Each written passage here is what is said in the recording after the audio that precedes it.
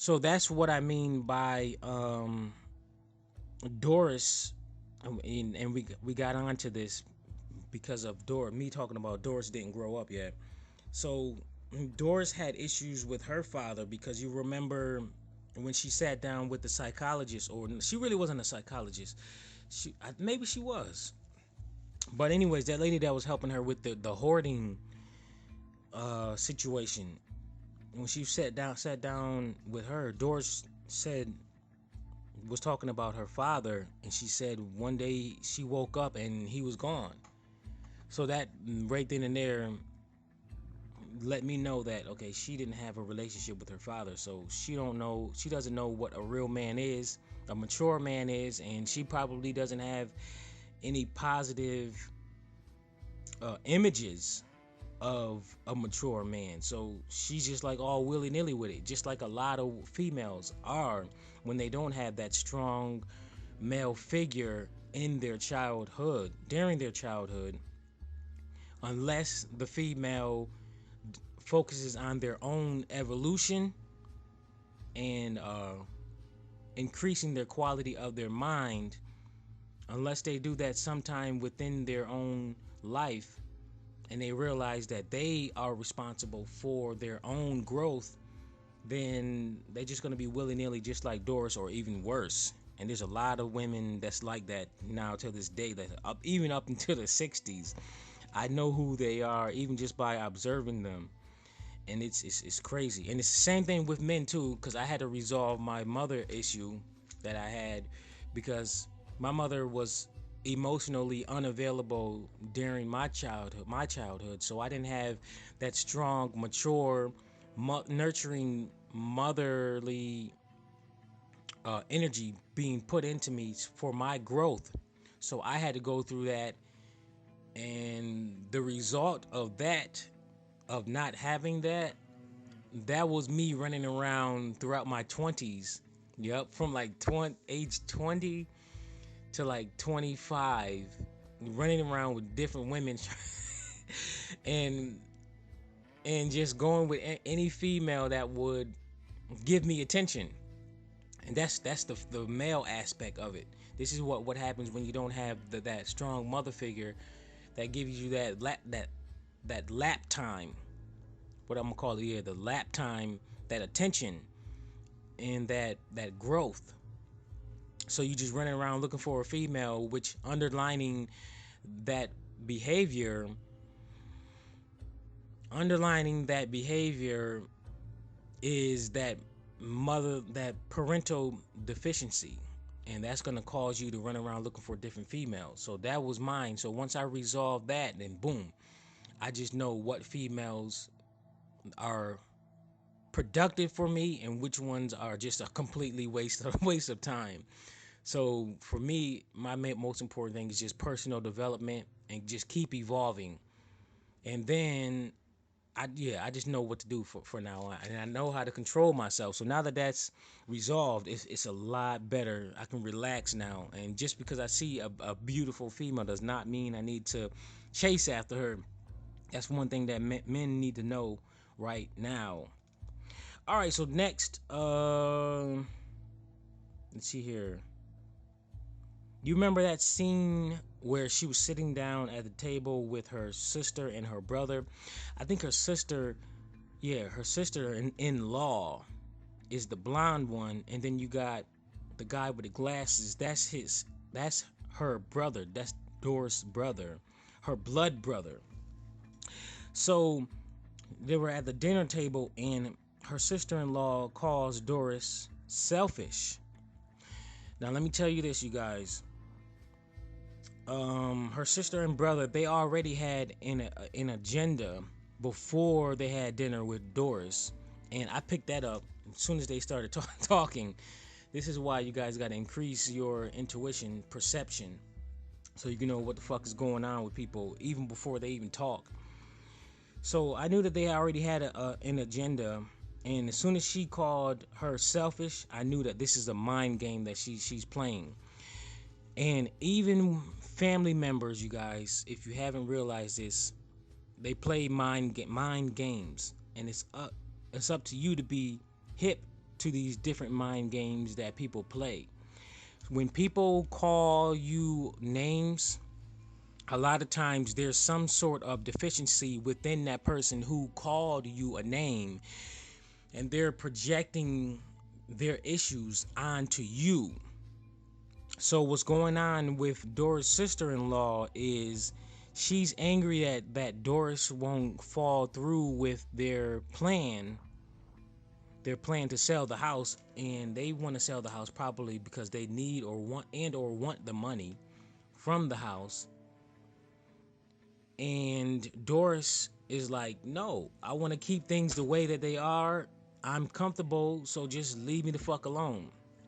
And a mature adult, as the sister-in-law and the brother, if they were the mature adult, speaking to Doris and seeing things from her point of view, if they saw that she was comfortable where she is and she just wants to keep things as they are, she doesn't want to sell them, then they would just say, okay, well, that's the way it is. She's comfortable, so honey, let's just go ahead and move on and go do something else. Leave Doris alone. Boom. That's the mature thing to do. But these fucking idiots, they kept pecking at Doris. So that's the reason why her sister-in-law, Doris' sister-in-law, called her selfish. And that was her own projection onto Doris, because Doris was just being herself. She wasn't being selfish. It was selfish of the sister-in-law to get angry at Doris just because Doris didn't want to follow through with her her agenda. So these are the type of mind games that people play, people, and it's ridiculous. So since I'm on that topic right now, so do you remember when they was at the house, they was at her house to pick her up, to not pick her up, to clean up. You remember that when they came by to help organize the house? When they came by to organize the house, Doris, number one, she wasn't up to it. And I don't know if they had pre-organized plans, but Doris had a crazy night and she was tired as fuck.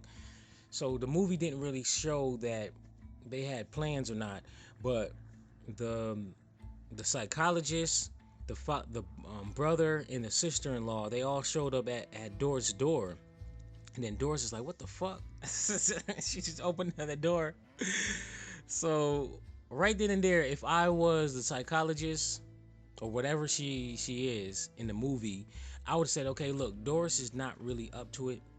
You can see her body language and her energy, so let's just come back another time. This is what a mature person who's psychologically stable and who can read people would just know, like, this is not a good time to step in the door. But these three fucking idiots, they kept walking in. They walked in the door and then decided to continue on with the process. So it's like when you see people like that, like the state of Doris, the way that she was before they walked into the door, you can't really expect too much happy-go-lucky type behavior from these type of individuals. So you either decide to just come back another time or just know that there's not going to be much good coming out of that situation. So that didn't end well, and the sister-in-law still being selfish and still being immature and childish, and she really didn't need to be there. So if I was a psychologist and me knowing people, I would have said, all right, look, this lady needs to be out of here. She does not need to be here. I would have told her, just get the fuck out of here. That's what I would have did. So she ticked Doris off, and then the brother, he didn't have much help, and he's still not a mature man, being the leader of the group, guiding the situation, knowing exactly what to do. So it's like he's not helping. Neither one of them, him or his wife, they're not helping, because again, they have a hidden agenda, and they want they probably want that money. And that's what they want. They probably want that money. So it's like they are the selfish ones right then and there. Then you got the brother who did not help Doris with their mother when their mother was sick, and he said that Doris and him, they both had an agreement that Doris was going to be the one that's taking care of the mother while he goes off with the business, to start his business. Like, okay, I can understand that, but now the question is how much assistance did he give Doris while Doris was taking care of his mother, their mother? And Doris said, "Where were you? You were not there." So boom, that's information that he didn't step through at all. So he didn't do anything to help Doris. So Doris has that unresolved issue right there in her mind regarding her brother. So she probably had that for years and years and years and did not resolve that. And that right there, it manifested with her getting angry when her sister-in-law was trying to hide and move things so that she can throw it into the trash. She just grabbed something. She didn't ask Doris, like, look, can this go into the trash? She just grabbed her shit and just was trying to sneak out of the door or whatever she was trying to do, whatever, that childish crap. And then Doris, she was like, what the fuck? What are you doing? What are you doing? And then she just jumped out of nowhere and was like, no, no, no, no, no, no, no. Then she jumped onto the couch. Right then and there, I'm saying to myself, oh man, y'all done ticked her off. That now the unresolved issue is manifesting right now. And her jumping on the couch, acting like a child, just jumping around, no, no, no, no, no. That's right then and right there. That's an unresolved issue from her, either her childhood and or from that moment where she still was pissed off she didn't get help from her brother. It manifested, and instead of her just saying, look, I want everybody out of my house right now, and she should have did that shit earlier before that moment right there and just kicked everybody out. But she had that child temper tantrum right there. That was a temper tantrum right there, people. When an adult has a temper tantrum like that, that's an unresolved childhood issue right then and there. And that child-like behavior is not a good thing. It's not a good thing. So me, the first time I was watching this movie, I was saying to myself, saying to the screen, like, look, you the brother, you are the man, you need to hug her right now, because her issue is mainly with you. You the one that triggered it. So go give her a hug. I'm like, give her a hug. And nobody gave her a hug, not even the psychologist. And the psychologist, or whatever she was number one, a female, and women are nurturers. Their nature is nurturers. So as long as a woman is connected to her nature, she knows when to give people a hug and give them that nurturing energy. She knows, like a real woman, a mature woman who's psychologically and emotionally stable. They just know like when to give that nurturing energy. There's like no thinking. They just know when to do it.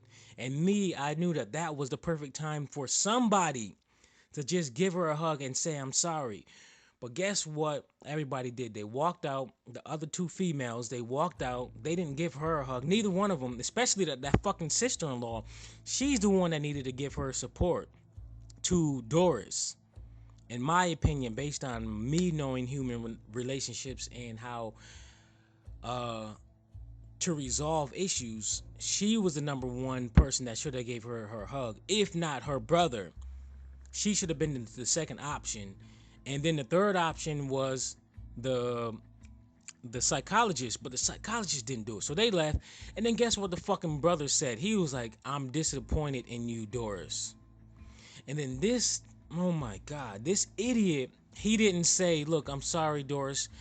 We intruded on on you. We intruded into your home, and I'm sorry for my wife's behavior, and we'll just leave you alone. So I'm sorry about that. Even if he didn't give her a hug, he could at least have said that. That's the mature thing to do as a mature adult. Admit your mistakes. If you can give that person nurturing energy, if you can give that person a hug or at least a handshake, a dap, something to show like, look, that I'm really sorry. Before you leave, you can say that. But this idiot, he's still playing mind games with his sister, his sister is psychologically damaged.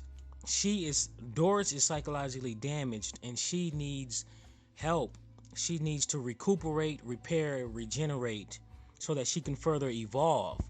But nobody's helping her on that type of level to raise her up. So that's the reason why she had that temper tantrum. She got that unresolved issue, and she needs help. And the three of them wasn't helping her at all. And that's sad. That was a sad moment right there. Like, me being intuitive and knowing what's going on, I was kind of hurt. Like, seriously. I mean, I don't want to sound all girly or whatever, but that scene right there, that really touched me, and I knew what Doris needed, and it sucked when I saw that nobody gave her that help. But I'm gonna move on before I start reminiscing on that scene too much. Okay, okay. The next note. Okay, what we have here also is the scene where John and Doris, after the concert, they went to the diner, right? And they had their little dinner. Number one, I feel like them having dinner. See, if he knew how to read people, and he knew when females especially likes him, he would know intuitively, like, okay, I can't do certain things with this individual without, so that I could avoid giving the wrong impression. And John, I say the whole movie, pretty much from the time that he was presented in the movie, he was like oblivious. Well, they had him oblivious, at least as an actor, oblivious to Doris actually having feelings for him. And he looked like a complete idiot based on his reactions to Doris showing her feelings towards him. He was just like all willy-nilly and not really realizing that, okay, look, this is a female that really is interested in me, and I'm not interested in her the way that she's interested in me. So there's certain things that I can and can't do with her. Like, look, people, this is how you think. No, actually, I'm gonna save that for later on. So anyways, later on at the end, we're at my resolutions section at the end of the lecture. So John, during the diner scene, he's being vulnerable with Doris, and that's a good thing, because they're opening up with each other, and then that's how friendships are supposed to be. So Doris explains her love story, right? Her love story with her ex, the one that asked to marry her. So he asked to marry her. In her story, he asked to marry her, and then he had a job somewhere else, out of state or whatever. But she said that she couldn't go because she was taking care of her mother. Now let me tell you this again, you guys. Parents play a lot of mind control over their children. Many of you know this, and many of you don't realize this, and many of you don't realize the deep levels that it goes on. Some mind control is productive to a certain extent to help their child grow. However, a lot of what mind control that parents play, it's destructive and it's completely selfish. And my question is like listening to Dora's story as far as her taking care of her mother, and when she mentioned that her taking care of her mother, that scene with her brother at her house, I started to think like, wait a minute now. I was wondering how much parental mind control was her mother actually playing to get Doris to stay with her, because her Doris' mother, her life probably got fucked up with her husband, and then her mother was on her deathbed and she wanted somebody to probably pest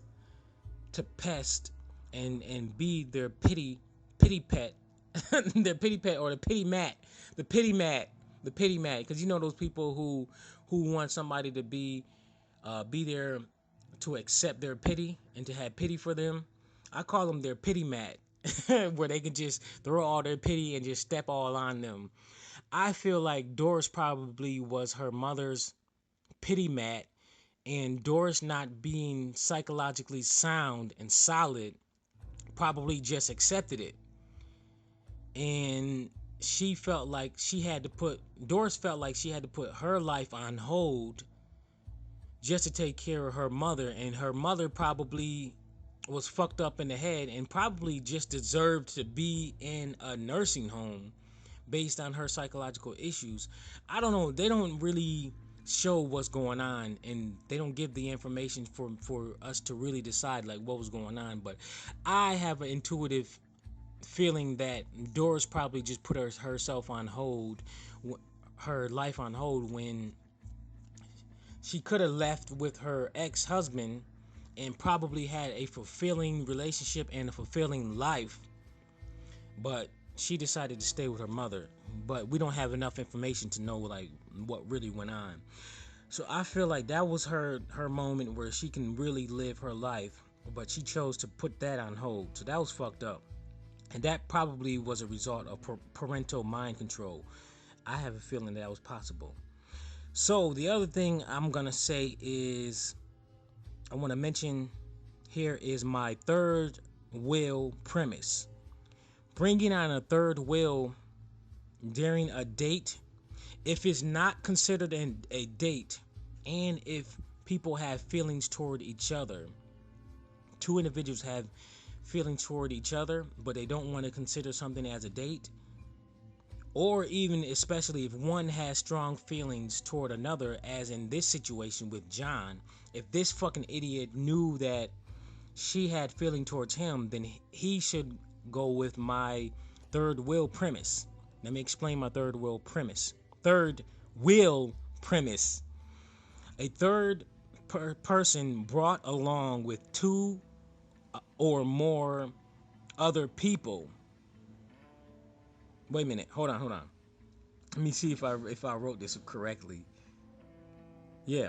A third person brought along with two other people, decreasing the chances of romantic moments. So, in other words, in this situation, to make things a little awkward so that there won't be any romantic moments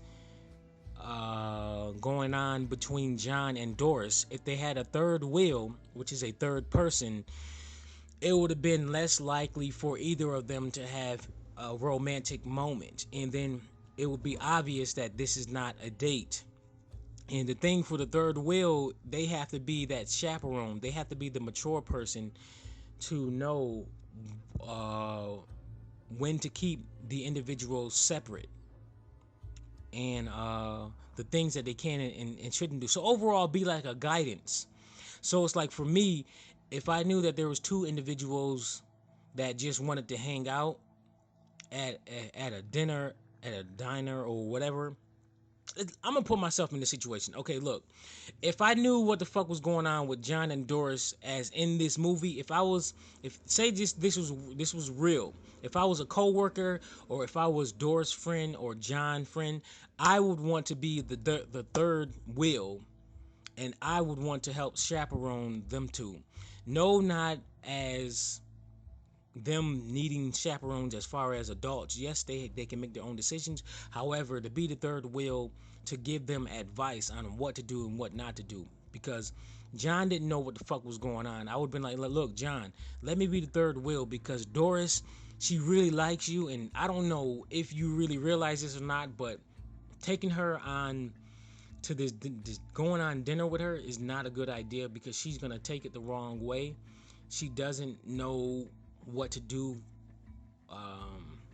as far as men in general.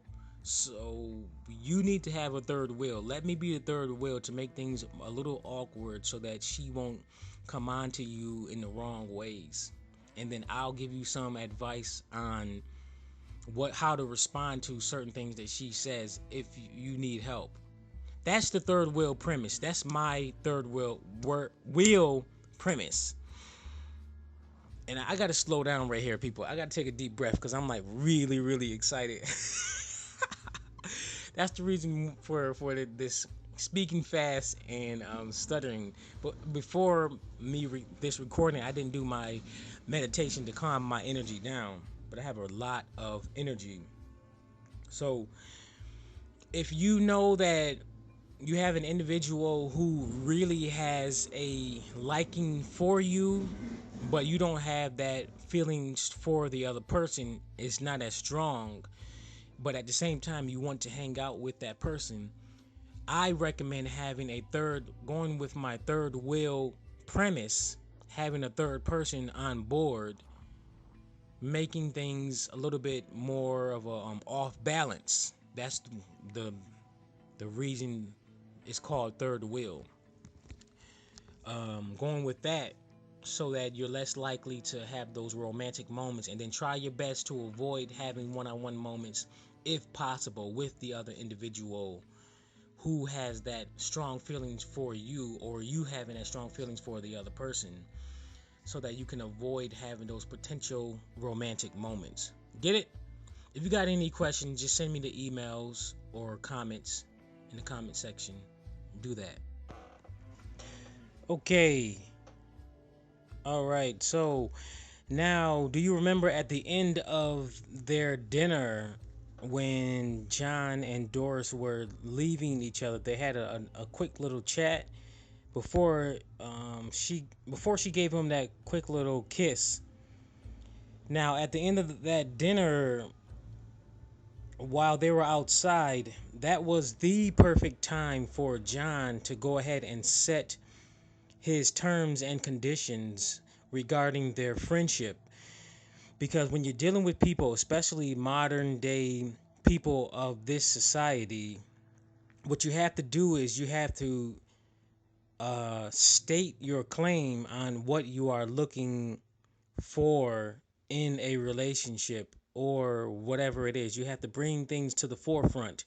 I call them terms and conditions, just like a cell phone contract or any kind of contract. Terms and conditions are right there in the contract. So you got to speak up and say, okay, look, this is what I'm looking for, and this is what I can bring to the table, and yada yada yada. Whatever it is you want to go ahead and put into your terms and conditions as you mention it to the other individual. However, overall, the point is to let let the other person know, or people know, how you feel and where your boundaries are. This is something that John and Doris failed to do within this movie at all, especially early on. John should have did that early on, even before he had dinner with Doris. So I say a large part of her coming on to him is his fault. He just kept egging her on, like bringing her on, getting her hopes up. So you got to mention early on, like, your terms and conditions. If he would have did that, then she would have backed off a lot more actually, because she knows what's going on and where her boundaries are. And I feel like this time right there, when he was after dinner, that was the perfect time for him to mention his terms and conditions. Okay, so overall, yeah, their intentions, his intentions. That's what he should have did. So then Doris ended up being happy go lucky a large part of the movie until she realized like, oh shoot, I'm in the wrong here with this person. And that was way later on in the movie. Okay, let's see what else do I have here. Well, let's talk about Doris' friend Ross. Doris' friend Ross, based on me observing her and examining her the second time around, I really see and feel that Ross is one of those bitter females that, whether it be from a death of her husband or a divorce, which is usually one or the other, with females and males also, but a death or a breakup of some sort, they get bitter about love, and then whenever someone mentions love in some sort of way, they start to see things from a negative point of view, and then they get angry, and then they start talking crap, and then they want pity. What's that saying about mercy, or something about pity? Pity wants company, something like that. Y'all know what I'm talking about. That's what I feel like this Ross character is in I want to know really, what does Doris see in this Ross? Maybe Ross was more positive when she was with her husband. That's probably what it was. And then that's the Ross that Doris saw interest in. But this Ross right here is a fucking jerk. Like literally, it's like there's no purpose of being around her besides somewhat entertainment, just to have something to do. Because if you really think about Ross from the start, there really wasn't nothing productive about her. And then when she got with her other friend, when Doris went off, she was talking shit about Doris. So see, that right there is not a true display of true friendship at all, right there. So that's another psychological social engineering right there, making people think that that's friendship. But no, talking about your friends negatively behind their back, that's really not a wise thing to do, especially if you consider them your best friend. So Ross, to me, in my opinion, is an idiot. She's still a baby too, psychologically a baby. So she's maybe, I would say, probably a few development levels ahead of her daughter or granddaughter, whatever she is, Vivian, the 13-year-old. Based on my study information, I feel like she's still on a very, very low psychological level. Okay, let's see here. Oh, people in general who are like Doris, as far as who get open so easily when they are around people, like open as far as openly speak to them about anything and just happy go lucky and ready to do anything with them just because they got a small little spark from a person. People like this, many times you have to be literal with your speeches towards them when you're speaking with them. You can't really be on a metaphorical tandem with these type of individuals. Like, let me give you an example. When John said, let me see here. When Doris came through the door to ask John to go to lunch, the moment she opened the door, I was saying to myself, okay, yeah, she's really, really into him, and she about to ask him to go do something. She's showing a little bit too much that she's open and excited about him. She need to calm that shit down right right now. And I guess John didn't see that. Maybe he did, but anyways. So what he said was, maybe we can go get something to drink later or something. That's just a deterrent. However, someone on the psychological level of Doris, who is highly open and excited about John, they take it literal. He didn't read that, which most people don't, because they don't study people and study psychology, he messed up. So then she's more than likely going to look for that later on. So she still thinks that he's interested in her on that kind of level that she's thinking about. So now she's going to keep looking for opportunities to be with him as she did in the movie. So just keep that in mind for your own life experiences, that some people you can't be literal. I mean, some people you have to be literal with what you say to them, and you can't be metaphorical or airy-fairy with your speech. Okay, let's see what else we got here. Now this is another example of why I feel explaining your terms and conditions with an individual before you move forward with them. Do you remember when John and his girlfriend got together and Doris saw them together? What was the scene? What was the first scene? I don't know how Doris ended up seeing them together. I think she saw them at work. I gotta remember, but there was a scene where Doris saw them together. I think it was at work, and then she just followed it. Yeah, she followed them outside, I believe, and then she saw them kiss, and then that just pissed Doris off. And then she kept following throughout the rest of the day. Now look, this is something that's really, really crazy. Like I told you, she's already psychologically undisciplined, and she's still psychologically a child. She has a lot of underlining unresolved errors in her psychological system. So now if John would have spoken to her about his terms and conditions of their relationship and set up the boundaries, then she wouldn't have been as pissed when she saw him and his girlfriend kiss.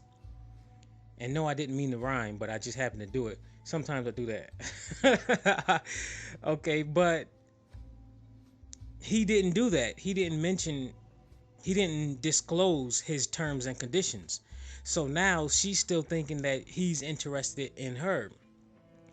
So now here they go. Now she's stalking him. That's when I realized, like, oh man, she's really into this dude. Oh my God, she's starting to stalk him.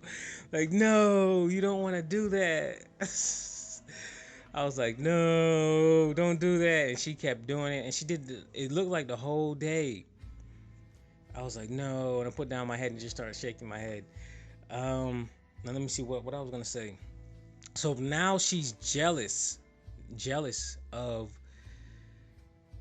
seeing his attention being directed towards another female, and her being still psychologically young and undeveloped, undisciplined. That really takes a deep toll on an individual in general. So as you can see, it taking a deep toll where she starts to drink and she really gets effed up later on that night. However, I want to say with John, when John offered Doris, or no, I think it was, I don't know who it was, John or his girlfriend, but I think it was him, offered Doris to go with them to the cafe so that they can listen to his girlfriend sing. Right then and there, at some point, either before they went and walked in or even after that moment, their little night out, and that's a third wheel right there. That situation right there. See, this is what I'm talking about. This is perfect. Even though, like you see those three people, when Doris was there, when John's girlfriend was there, and John was there. That's a three wheel premise. So now that Doris sees that John's attention is guided predominantly towards his girlfriend, now Doris, she backs off, even though she still despises of his girlfriend, his current girlfriend, but she falls back because she knows what the deal is.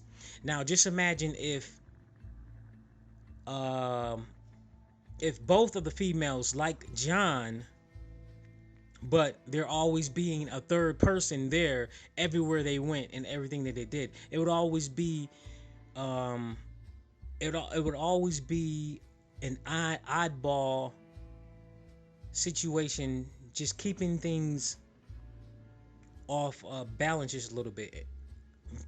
Let me see, how can I really explain it? Where it's less of a date. Yes, where everybody, where one person feels special, as if it's just their moment. That's what I can say. And if you're the one person that the other two likes and wants to be with, then you have to balance your attention and your energy amongst the group and avoid singling one individual out, because a lot of people are jealous these days and they're still psychologically undisciplined.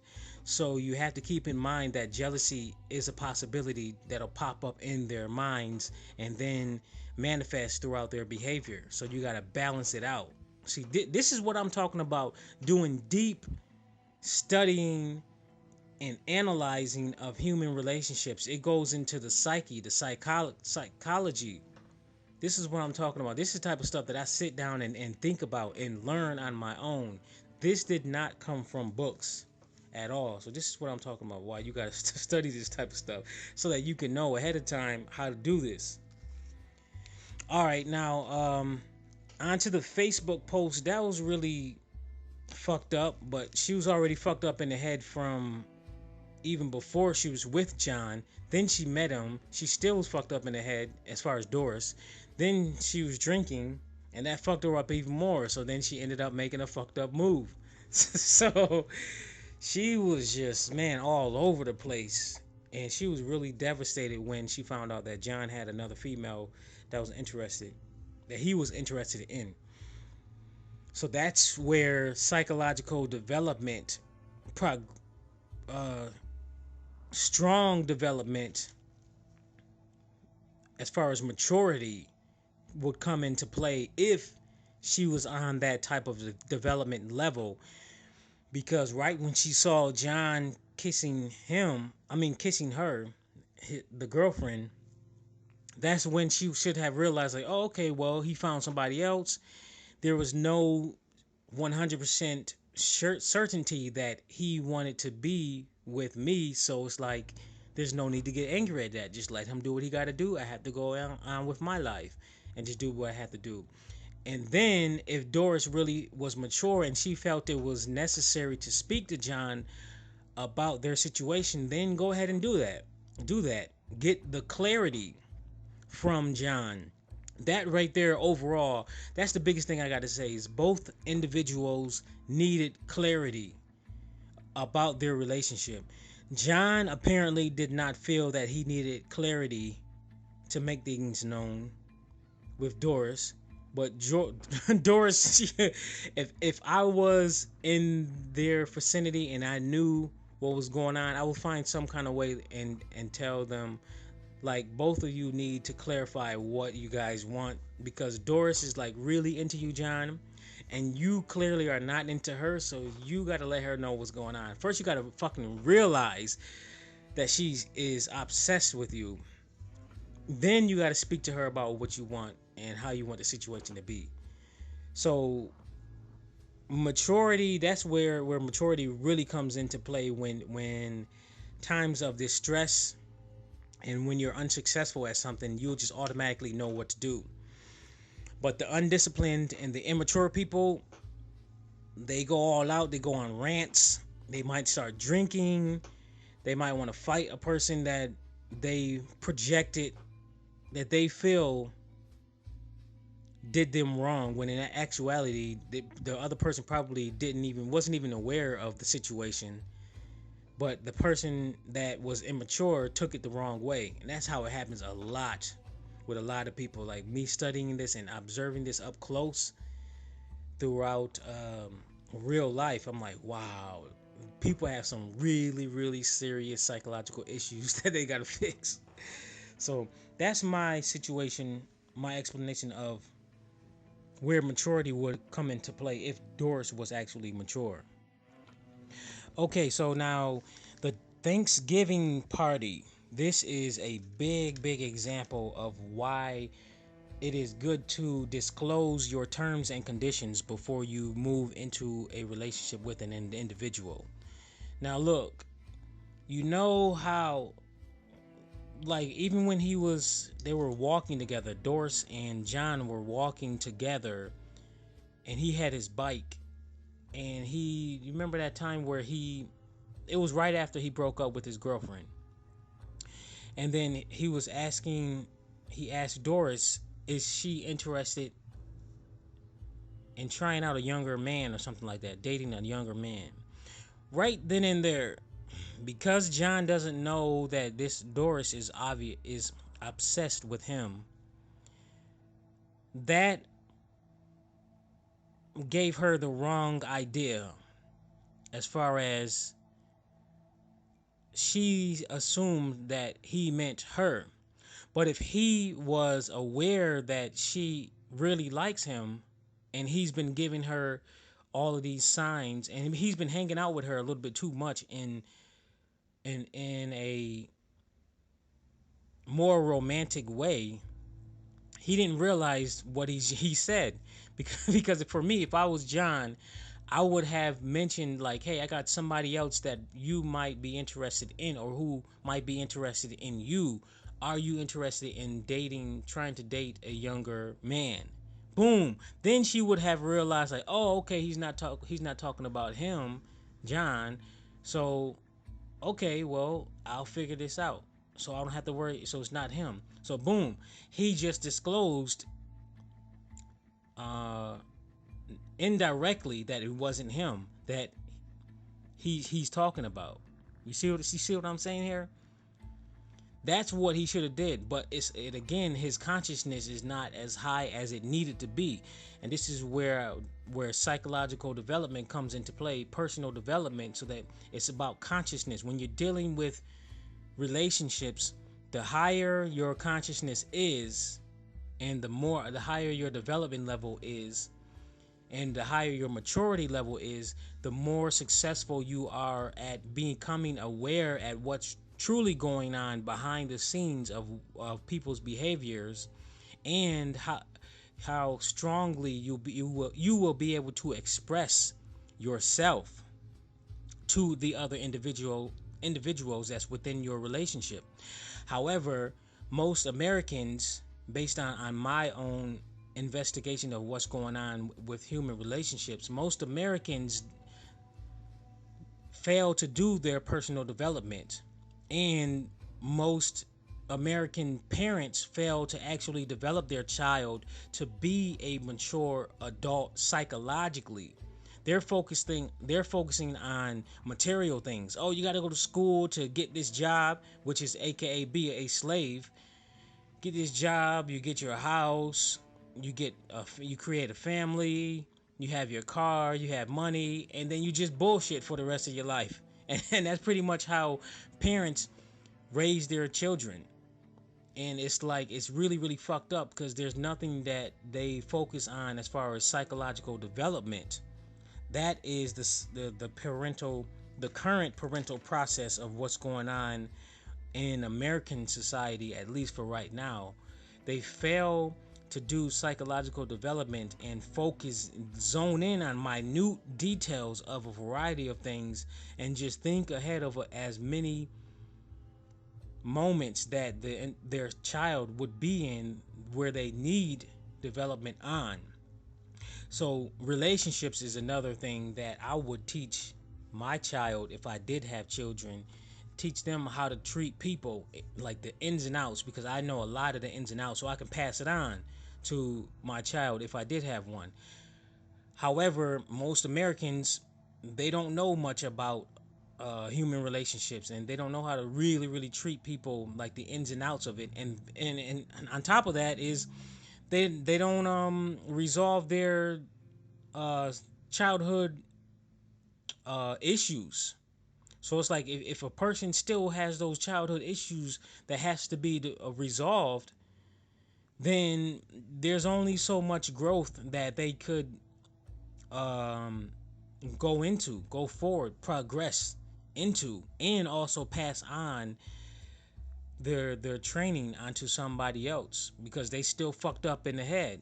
This is why I consistently mention on my blogs, in my lectures, and my Facebook page, and a lot of other places, self-reflection, self-analysis, and self-development is highly important right now if you want to be on a high evolutionary level, psychologically at least, above average, way above average.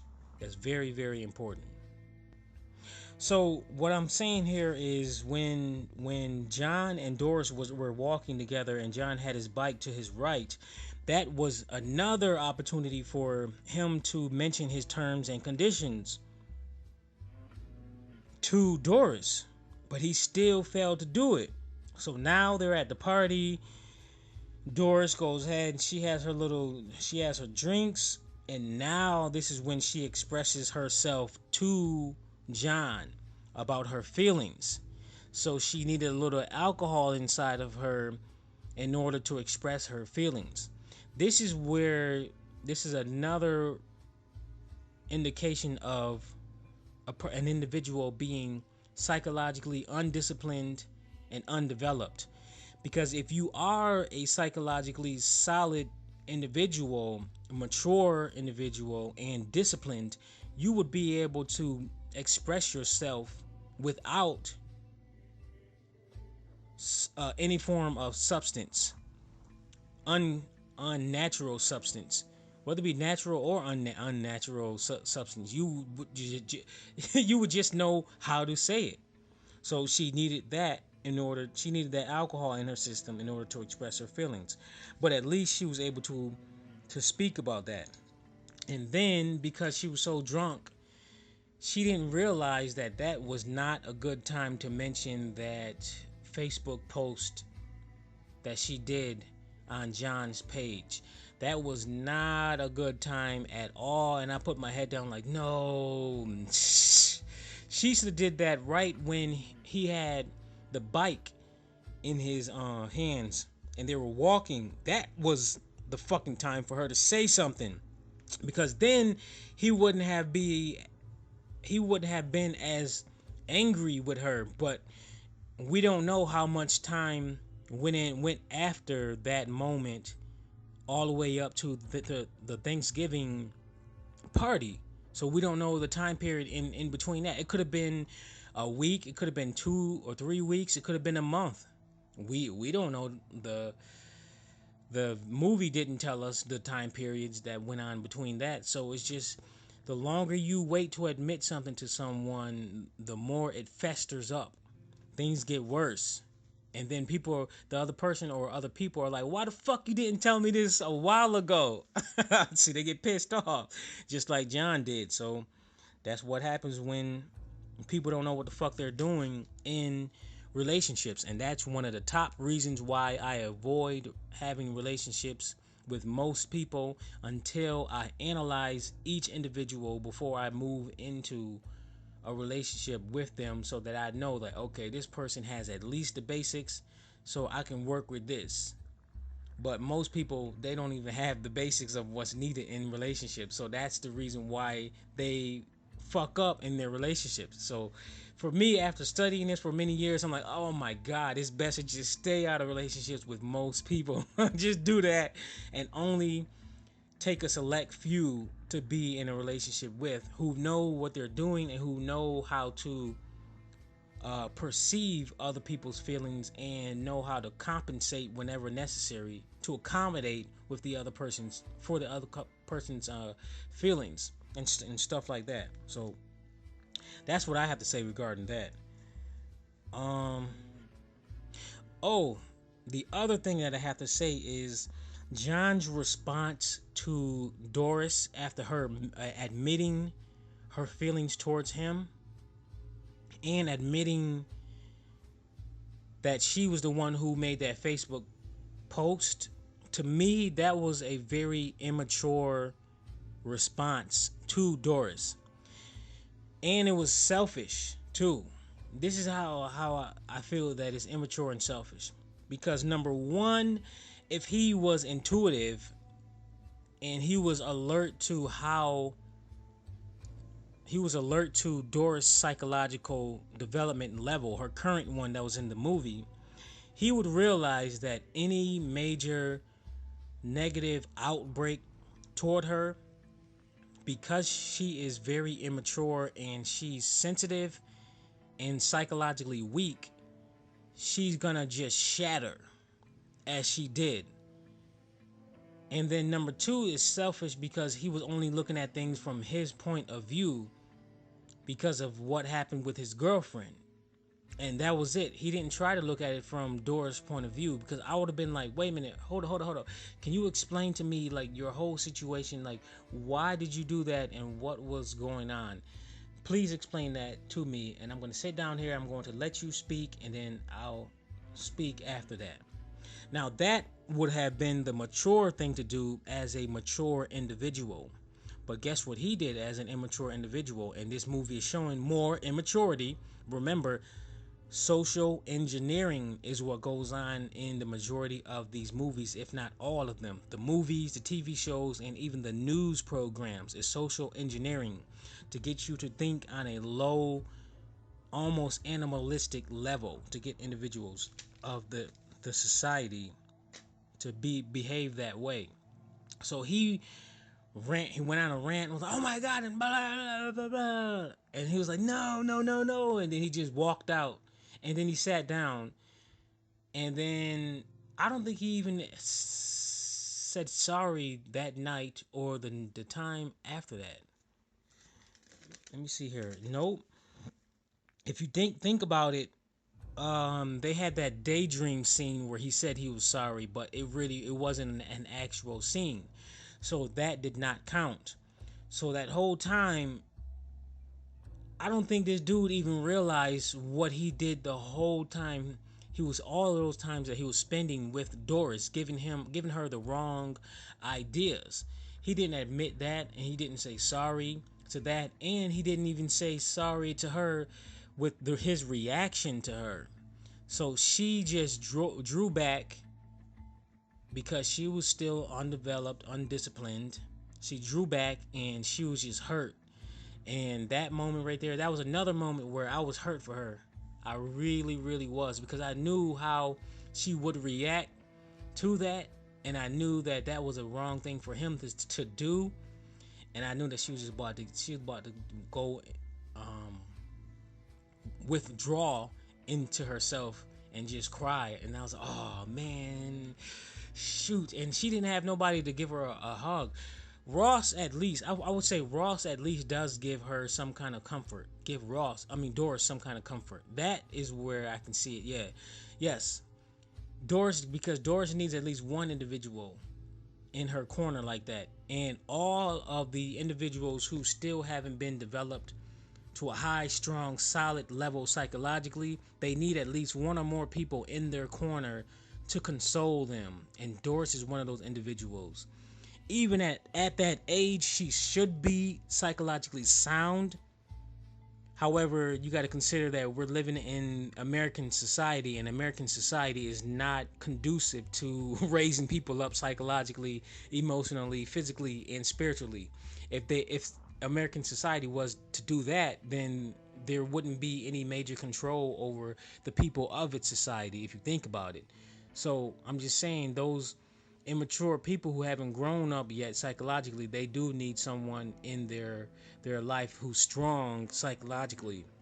And for me, whenever I see those people and whenever I see something in them, then those are the type of people that I consider moving forward with them in a relationship, so that I can be their rock for them, but at the same time help raise them up and evolve them and let them do the work, so that they can do things on their own psychologically and be their own rock, just as I'm my own rock. Once I realize, like, hey, I'm the one who's supposed to be in control of my life and I have inner wisdom, then that's when I just let go of my parents psychologically and emotionally, just drop them, and I stopped asking them for advice and guidance and help. Like, seriously,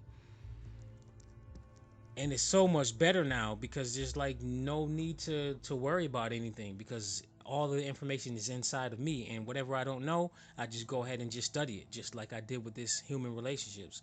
So that's what I want to say as far as psychological development. It's really, really serious, progressive, mature development, allowing you to be strong psych.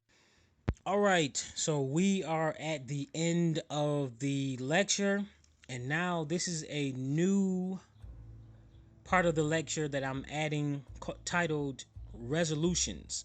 This is the part of the lecture where I go ahead and supply my resolutions to the major issues of that the main characters have within the movie, and give them give you guys solutions to what you can do if you are currently in the same or similar situation, and also to consider it for your future. Yeah, so that you can decide on what to do in the future if you were to be in something like this. It's something to think about. So every lecture I want to do this section titled resolutions as much as possible whenever I can. All right, so resolution number 1 I have here: Doris needed to redefine her own life goal.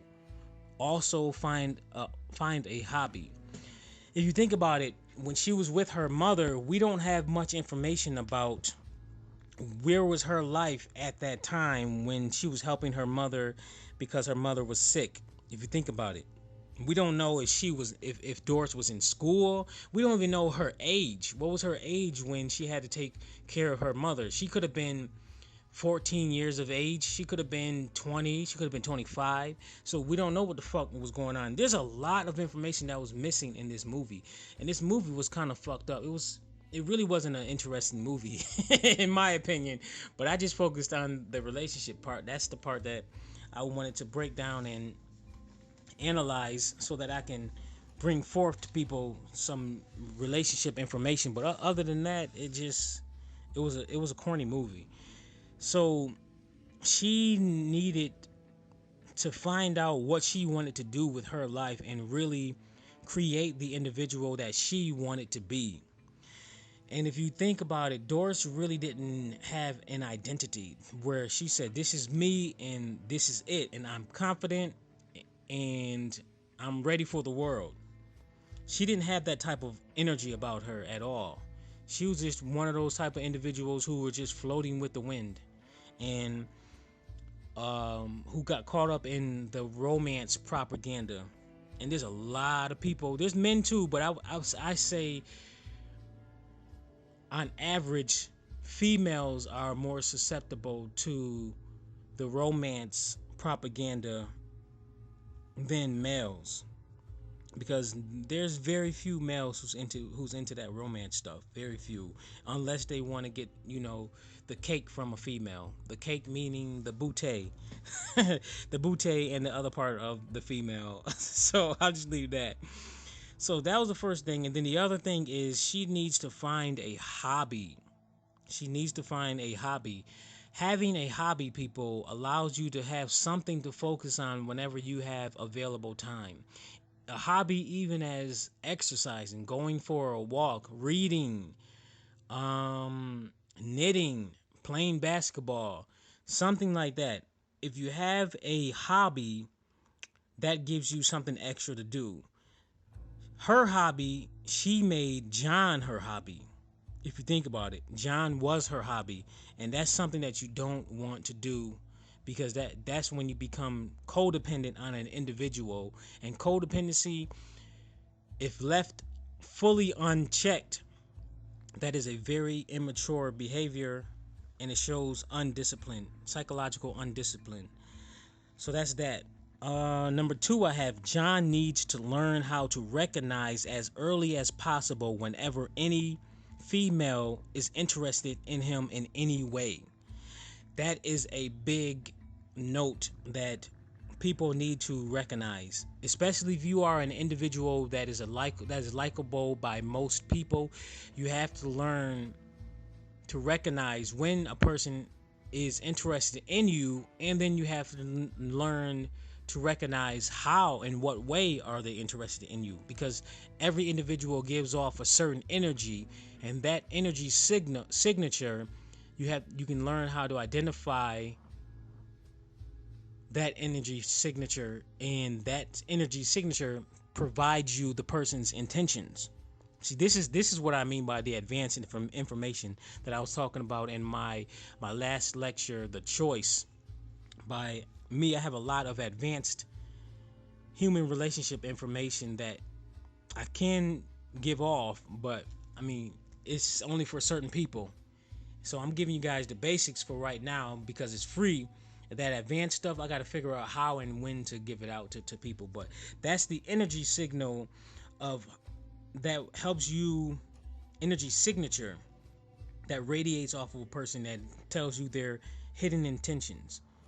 And if people were more honest, they can just come out and just say, hey, I like you and I would like to do this, this, and this with you. But American society does not teach its people to be honest individuals.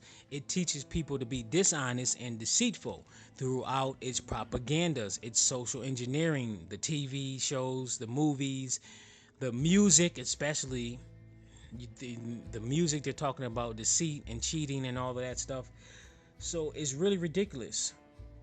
So that's why the humans in American society, at least the people of American society, at least very few are honest people. So that's why you got to really, really learn how to read people ahead of time before you enter relationships with them. So that's what John has to do. Learn that. And also that's what I suggest that you do as an individual. Figure out what you need to do. Go ahead and start your self-development process. Let's see here. Doris needs to increase her level of confidence within herself. This kind of goes with number one also. But if you think about it, she was more timid throughout the movie, and she really wasn't a solid, confident individual that says no when she means no, and yes when she means yes. And you can tell who is confident and who isn't whenever you speak with a person. And even if you learn how to read people's walk, I've learned how to read a person's walk that lets me know if how confident the person is and how timid the person is. So that's what I recommend that you guys do, also increase that confidence, because having a high level of confidence makes a big difference. And I've learned that throughout my years of raising my confidence, and now my confidence has been at its highest level than ever before. Like before 2012, I don't think I would be confident enough to have lectures like this, and especially lectures in front of people. I'm excited to start doing lectures in front of people. Okay, to the next one, and my last resolution I have here is Doris needs to study, observe, and analyze romance, love, and relationships. This is what I mean by self-reflection, self-analysis, and self-development also, because she didn't, number one, have strong parents, obviously, that really taught her some serious information that allowed her to be transformed into a mature, solid adult. So she didn't have any major mature images in her early childhood. So she needs to do her self-reflection, self-analysis and self-development, so that she can really see how to be within relationships, and she can know the ins and outs and her boundaries. She can create her own boundaries if there aren't any presented, because the average person, they don't disclose their terms and conditions. They just somehow, some way assume that people know their own terms and conditions, so they don't mention it. So it's like, if people don't speak the fuck up and let you know what the deal is, then it's like, how can you get mad when certain things happen and certain things get said when you get mad at the other person? Why get mad at the other person? Because nobody set up any boundaries. Just think about it.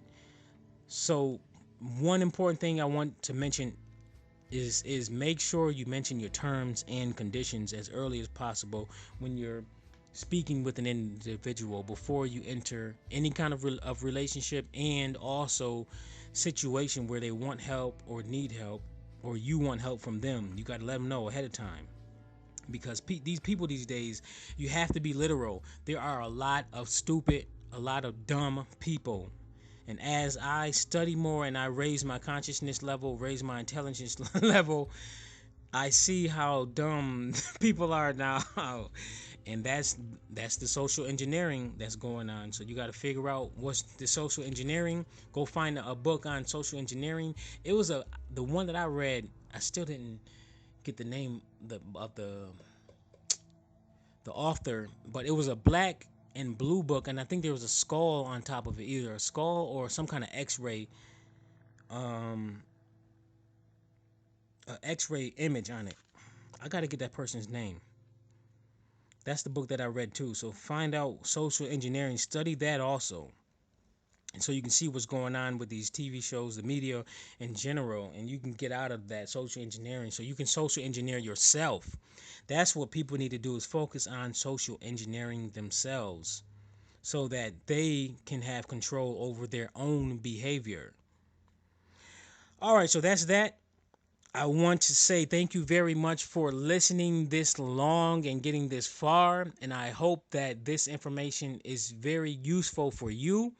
And I want to say also, please, please, please find some way, somehow to leave me feedback regarding this lecture and any other lecture, to let me know how you feel about it, your questions, concerns, your comments. You can do that in the comment section, or send me an email at committedrelationships@gmail.com, or you can even hit me up on Facebook.